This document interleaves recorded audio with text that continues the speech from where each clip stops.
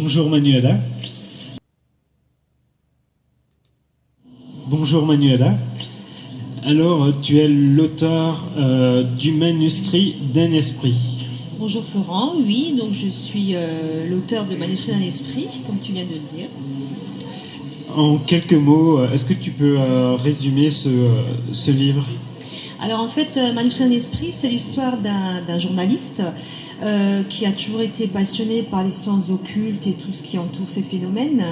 Et un jour, il est surpris, il se retrouve devant son ordinateur et il y a des choses écrites sous Word, mais ce n'est pas lui qui les a écrites. Et il s'avère que c'est une entité qui emprunte son corps et qui se révèle à travers l'écriture automatique et qui nous révèle à nous ce qui se passe après la vie, donc comment se passe la mort, qu'est-ce qui se passe là-bas, qui explique aussi pourquoi nous sommes ici.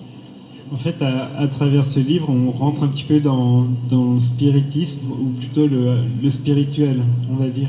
Moi, je dirais plutôt du spiritisme, puisque une entité vraiment rentre dans son corps et utilise ses mains pour pianoter sur le clavier. Donc, c'est du spiritisme. Est-ce que c'est quelque chose auquel tu crois c'est quelque chose qui fait vraiment partie de tes pensées, de la vision de la vie, ou c'est vraiment un thème plutôt extérieur à toi ? Alors, il faut savoir que ce roman, dont je l'ai écrit il n'y a pas très longtemps, et en fait, je me suis inspirée de quelques-unes de mes lectures, mais aussi et surtout de mes rencontres et de faits réels, puisque étant plus jeune, j'ai pratiqué le spiritisme, et il n'y a pas très longtemps, j'ai découvert l'écriture automatique. Donc, bien sûr, j'y crois à 100%. Finalement, c'est un petit peu à travers tous les personnages de ce roman et les nombreuses aventures de ce roman, c'est un peu toi qu'on retrouve dans ces différents personnages. Tout à fait. Je dirais la partie romancée, il y a un peu de moi et des gens que j'ai connus, mais la partie spiritisme pur, ce sont vraiment comment dirais-je, des choses, oui, que j'ai vécues, que j'ai ressenties.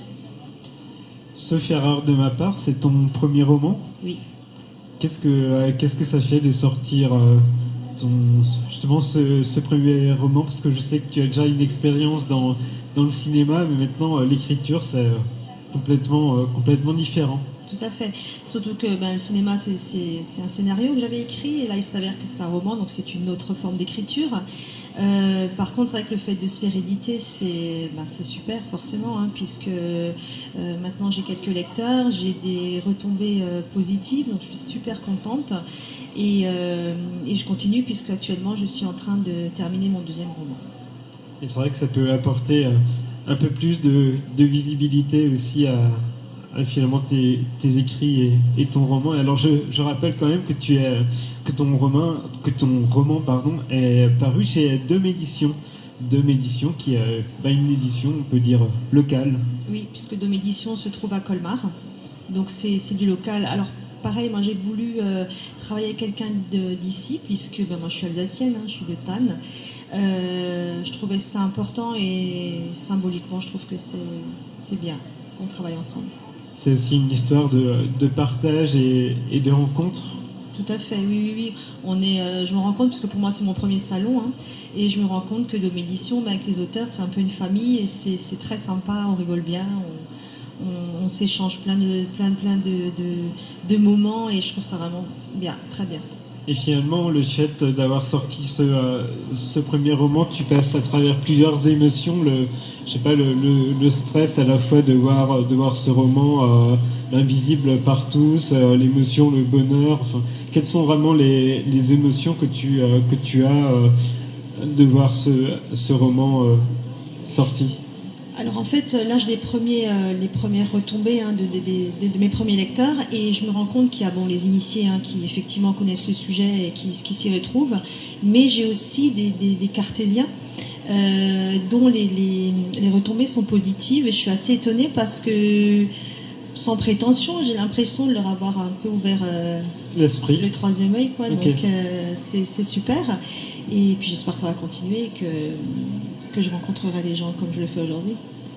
Et les moments pour toi, pour l'écriture, que tu préfères, c'est tranquillement chez toi le soir, dans cette ambiance justement un petit peu tamisée à la lueur d'une bougie, comme on peut le voir dans ce roman. Alors étrangement non. Okay.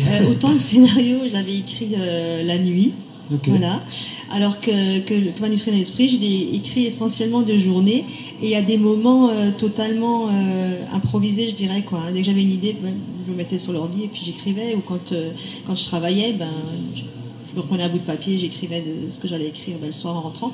Mais il n'y a pas eu de moment à la chandelle avec du sel et de l'encens. Avec de l'encens et Bouddha voilà, à côté. Absolument pas. Ok, très bien.